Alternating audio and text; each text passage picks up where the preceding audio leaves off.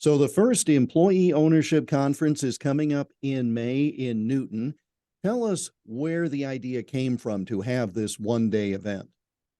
Absolutely. So I'm going to go back a ways and first talk about business ownership transition, because this is where this initially became, that was launched from. So we've been working with helping businesses transition from one owner to the next. And what we were finding that in the rural areas and the underserved populations, what was going on is some of those owners, they decide to, move or, retire or close their business. They had a hard time selling it, whether it be because that was the population they were in.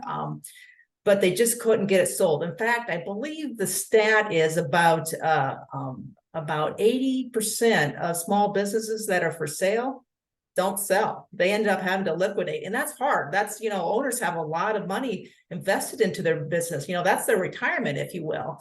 And if you can't get it sold, that's a big deal. And not only does it affect the business owners, but the ramifications go on. It affects the employees that might be losing their jobs. It affects the community who might be losing a piece of quality of life.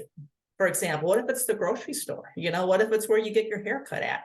So what can we do to keep those businesses open after the owners, are moving on to the next stage of their life? And one way for that to happen is to have the employees who are already invested into the community, into that business, is to maybe let's see if they'd be interested. They already know the business, they know the function. How can we get them involved to eventually take it over as a group? Because it can cost some money to do that, but as there's power in numbers, and there's lots of strategies out there that we can put together to help them not only afford to buy the business, but actually it's going to help the owner as well. When you think about it down the road, maybe there's going to be a contract. Maybe this will help them on their taxes.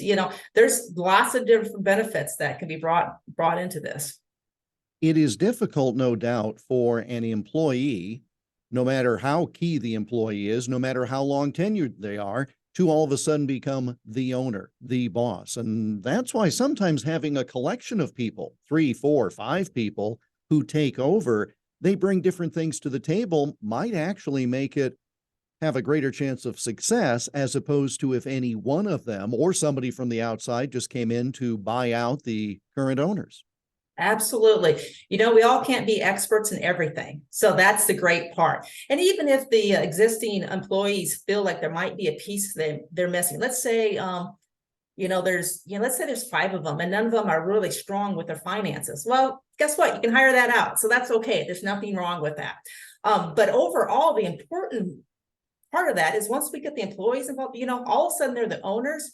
Rutgers University did a study on this and found out that there can be up to 14% productivity increased once the employees become the owners. So it's a revenue, generator.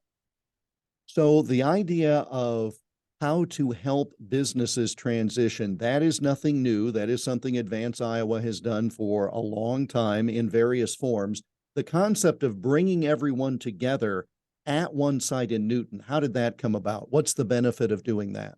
You bet. So one of the biggest struggles that people may have with the concept of employee ownership is you think of a worker cooperative, right? So you think, maybe it's an egg co-op. We're familiar with those. Maybe it's a telephone co-op, when actually it's something different. So we needed to bring awareness for everybody, and not just employees and business owners, but also for the service providers.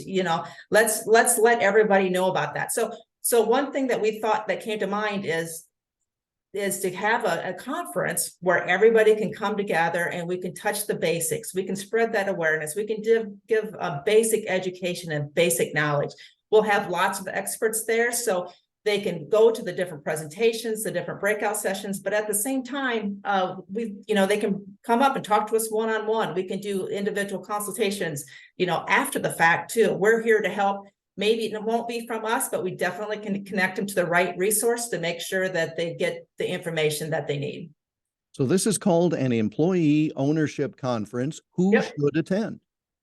Everybody. Like I said, employees, business owners, economic developers, if they're interested, in bringing stability to their community if they're struggling with something like that. ESOPs, boy, there's it touches just about everybody out there. And that to me is an important point, Stacy, because when I see employee ownership conference, I'm immediately thinking about a certain business with one generation, maybe looking to the next generation. And obviously those are folks who should attend. But when you mention just local economic development folks, Sure. they need to have this backdrop and this understanding, because they might have a situation dropped in their lap a week later, a month later, a year later that they don't anticipate. And they may even have the ability to be proactive as they Absolutely. Yep, this is just another tool in the toolbox.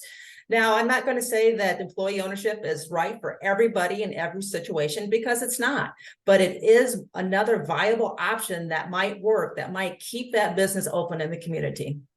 Lieutenant Governor Gregg will be delivering the keynote and the welcoming remarks, and he's been very involved in some of the economic development and the rural Iowa efforts. Yep, absolutely. He has been very supportive of us, as well as Debbie Durham from the Iowa Economic Development Authority. We have key players across the state that have been so beneficial and supportive and helpful for us to move this initiative forward. So the format of the day will have the welcoming statements. Then you're going to do some networking, facilitated networking, and then there are also some breakout sessions. So take us through how the rest of the day will go after that welcoming. You bet. So we'll start out with a main stage presentation where everybody will be in the same room, and we'll talk about the benefits and the highlights of employee ownership. After that, we'll do little breakout rooms, for example, I'm going to do one on cooperative basics, just for general knowledge to help people out. We'll also have one on ESOP, so we'll break that in half, so kind of touch all the bases there. We'll get together for lunch. We'll have another facilitated networking, and after that, we'll do another main stage presentation, followed by a little bit more in-depth breakout sessions for everybody. And so you've got breakfast and lunch included, a variety of different sessions, and there are some interesting attendance options. So you can attend as one person, but if you bring 2 or 3 or however many people, there's a discounted rate. Absolutely. And it's even cheaper if you're a student. So bring everybody. If they have information, if they have questions or need more information, they just simply go to advanceiowa.com, and all the information is right there on the main page. Are there some goals by which you might measure success with this? Are there things that you're hoping to later look down the road and say, this was a good effort, it's worth doing again, et cetera? You bet. So I'm not sure if you're aware of this, Jeff, but I grew up in a small little town called Bristol, Iowa. And I would love to be able, just personally, to be able to look back and say, wow, we were able to help one business. Bristol, it means everything to me. Everybody, as if everybody else, they all have a hometown, that they would love to see thrive and just, grow. And I think that everybody who comes from that area, whether it just be, a population area, even a demographic area, if they can say, boy, we helped one business, that would be incredible to me. So hopefully we help a lot more than that, but to be able to reach out and help that one business would just be incredible. Well, as someone who grew up a little ways away from you in Toledo, Iowa, and I was there not long ago and drove up and down Main Street, and I could remember all of the businesses that had been there when I was growing up, how those buildings had transitioned. And so this is just part of how we do it to keep especially the small towns viable, but this could be large corporations as well involved. Oh, absolutely. ESOPs play a big part of this as well. So we can help all spectrums. It just depends on what the needs are of that particular business.